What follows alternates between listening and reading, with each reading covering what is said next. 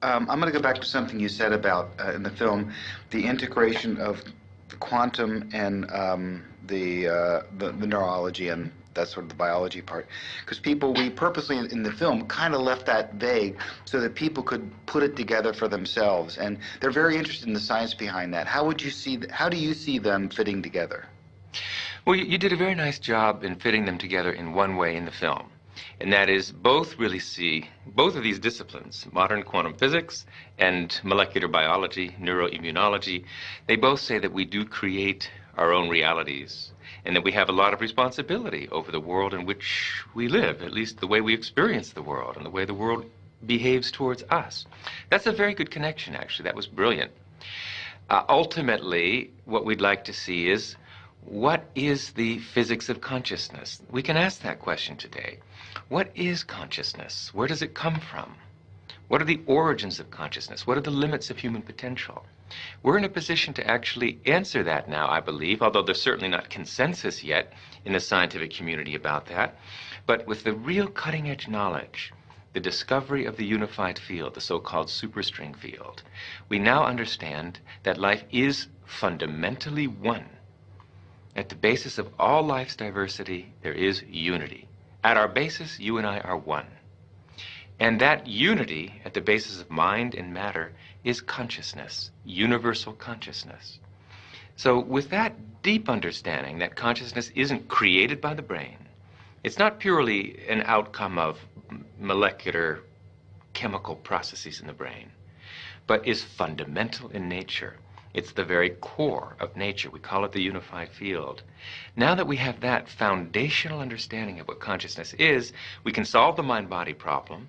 We can see how consciousness percolates up through our physiology to become the consciousness that we experience and see and sensory perception and all of that.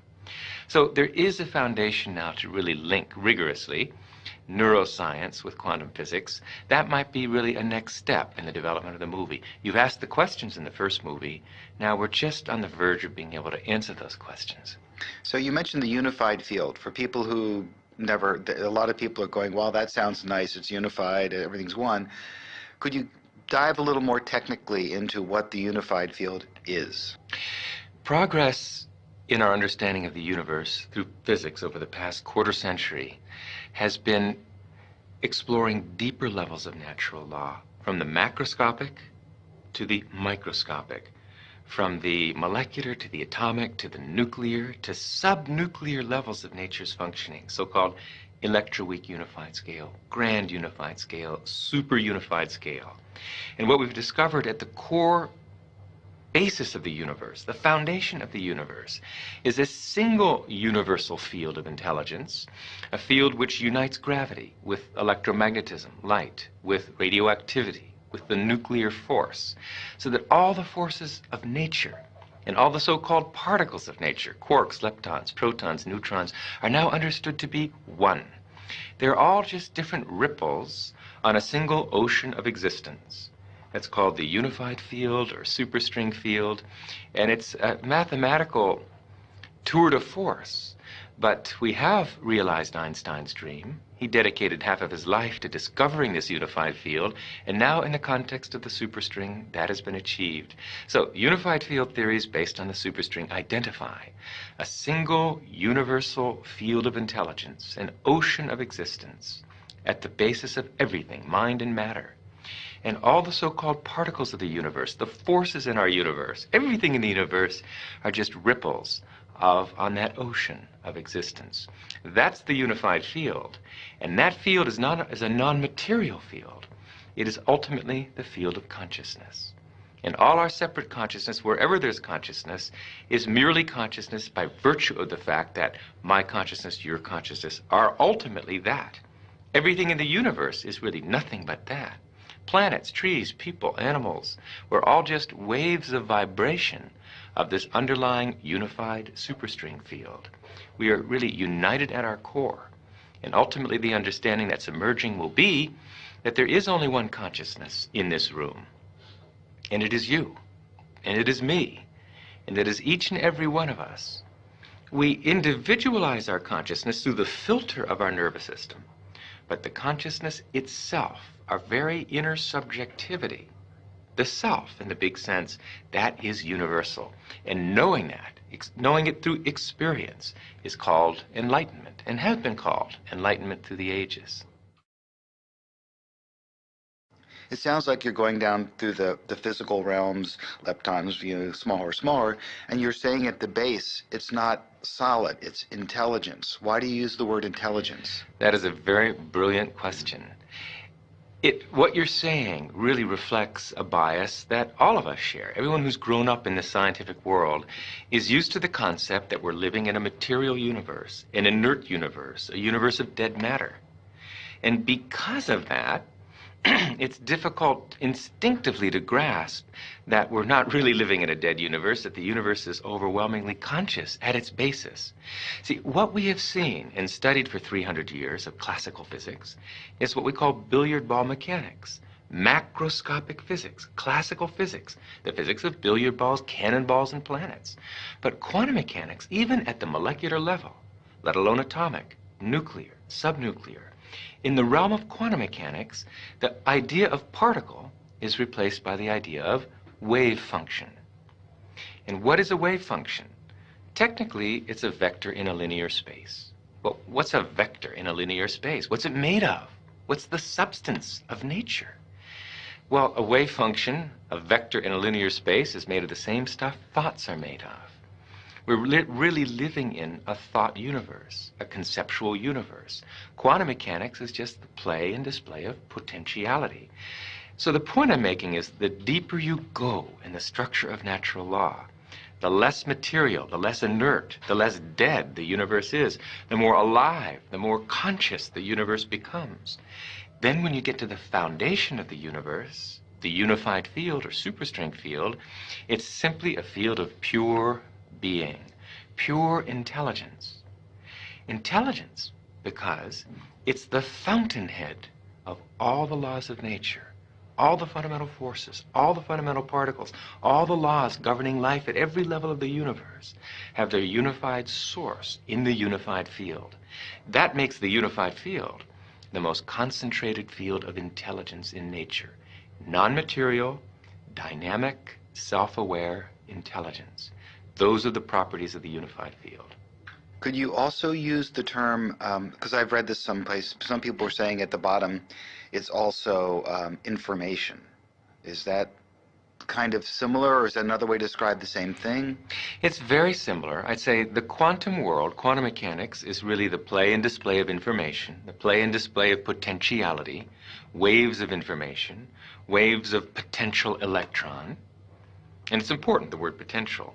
This isn't the world of electrons, it's the world of potential electrons. But when you have to ask the question, waves of what, really? What is the field that is waving? Is it the ocean? No, it's a universal ocean, an ocean of pure potentiality, an ocean of abstract potential existence. We call it the unified field, or superstring field. And that's what we're made of. So, as you said, the tighter physics have tried to grasp onto physical reality, to understand what it's really made of. What are the core building blocks of life? At the basis of it all, life, the universe, slips through your fingers. And you come up with something that's increasingly abstract to come to the realm of pure abstraction.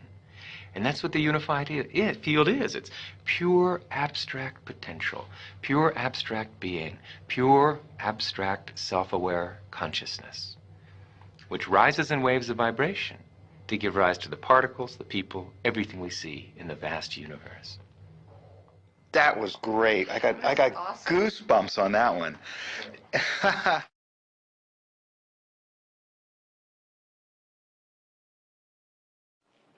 Why, I know this is a big question, I'm never going to answer it, but I've always asked this question of all the people that I keep talking to because it seems so obvious to me, most of what you're saying. It just seems very natural. Why are we not educating? How did we get so, if the Vedics seem to have it right such a long time ago, how did we end up here? You know? Boy, that's a good question. How is knowledge lost? The knowledge of enlightenment can easily be lost. The techniques to experience pure consciousness, unbounded awareness, can easily be lost, not because they're difficult or complicated, but because they're so subtle. Very interesting. In order to transcend, to experience unbounded awareness, consciousness has to settle down completely. Now, if you try and reproduce that experience, you'll never succeed, because trying involves effort, and keeps the awareness active and the comprehension from expanding. That's why a very delicate technique is involved, and personal instruction is involved. It's easy, it's natural, but it's delicate. And it's easy to lose it, and I'm afraid it has been lost completely. It's being revitalized again and again throughout history. Of course, Maharshi's own life is dedicated to teaching as many people as possible how to transcend and regain that experience. But unfortunately, we have a society with a certain momentum. We have generations of teachers who've gone to teachers' education, or members of teachers' unions that don't always support educational innovation. So it may take a generation, unfortunately, it may take a generation. Now that simple techniques, universal, non-sectarian, scientifically verified techniques exist to gain enlightenment, it still may take a generation before these life-saving technologies to develop consciousness are reintroduced into education. You said non-sectarian. Does that mean like non-religious? Is that what you mean by that?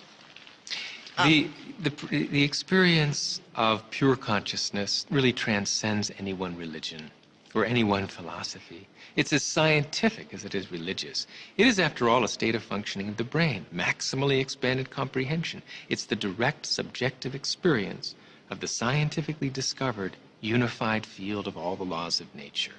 Is that religious? Perhaps, but it's scientific too. So there's no reason that it should be disbarred from education. Otherwise, we're going to get the same old result. 5% development of our mental potential, another generation of war and terrorism and human cruelty. And that'll go on forever until the experience of life's essential unity is bestowed and the brain is properly developed.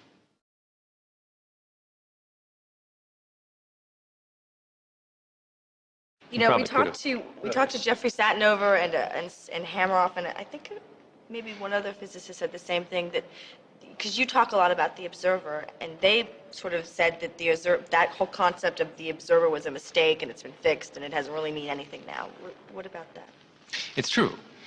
There's a deeper level of perspective in which the observer does not yet exist, not separate from the observed.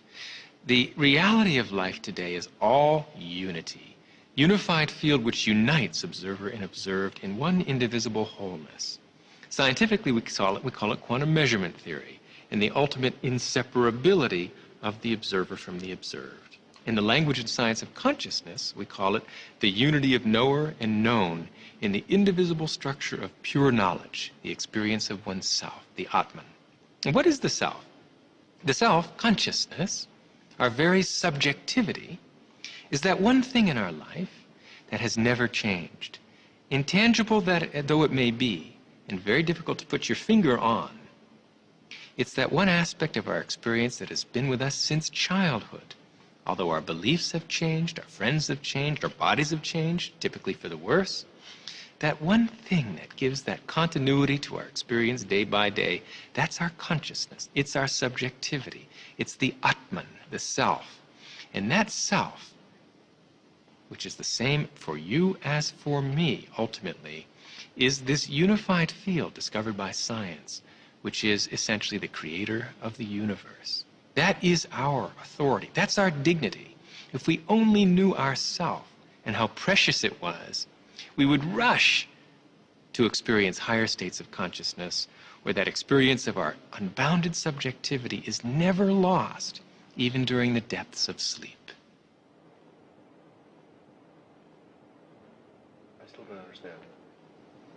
That's okay. I still don't understand. Can I have you rephrase the question? Yeah, it's good. It wasn't a very clear answer. Rephrase. I'm just telling you. What I don't understand is that some people over here, some of the scientists said the observer is not part of the equation anymore. Right. And yet, people like you are saying that focused intent affects matter. Right. I want to understand those two disparate views. Okay. Yeah, what he said. There are different truths because our universe is hierarchically structured in layers. The atomic has its own truth. The nuclear world has its own completely different truth. And they're both valid. They're both self-consistent. So there's the truth of diversity, where observer and observed are separately identifiable systems, and there's the deeper truth of unity, in which there is no separation between the observer and the observed. So we can talk about life at all levels. Each level is valid, but the deepest level in this scientific age is the level of unity. What has to be very clear about this is a concept most people don't get quite. It's very important. You can drag me across the floor by my arm. You can drag me across the floor by my atoms, or by my nuclei, or by my cells. It all has the same effect. I get dragged across the floor. These are simply different levels of the description of the one reality that is me. So it's legitimate for us to talk about a world of diversity. We see such a world, after all. But it's even more legitimate for us also to talk about the world of unity, the ultimate scientific truth of life. So we get tripped up in semantics if we say that unity alone exists, but there's no such thing as diversity, or that diversity alone exists, there's no such thing as unity. They're both true. They're just different levels of description of the same reality. So, you know, you talk about me and you are one, but we're also separate. Those are just different levels. Different levels. On the physical level, you and I are separate. You're much better looking than I am, more attractive in virtually every way. But at deeper levels, we have a common source. And that is the unified field, the scientifically discovered unified field that is the source of you and the source of me, the source of gravity, the source of electromagnetism, the source of quarks, the source of leptons. Everything in the universe has a common source. So if we look at things at the deepest possible level, we ultimately discover one unified universal reality, of which you're a wave, of which I am a wave. We're all just the different vibrational frequencies, the natural reverberant frequencies of this one universal unified field. Our whole universe is just a symphony. The various, harmonics and fundamentals and overtones of one universal field, one universal ocean of consciousness in motion. So let me ask this. I'm just trying to understand all this stuff. So does that place come from the Planck scale? Or is Yes. Wow, really? Yes. I totally understand it for the first time. Oh my God, I'm so excited.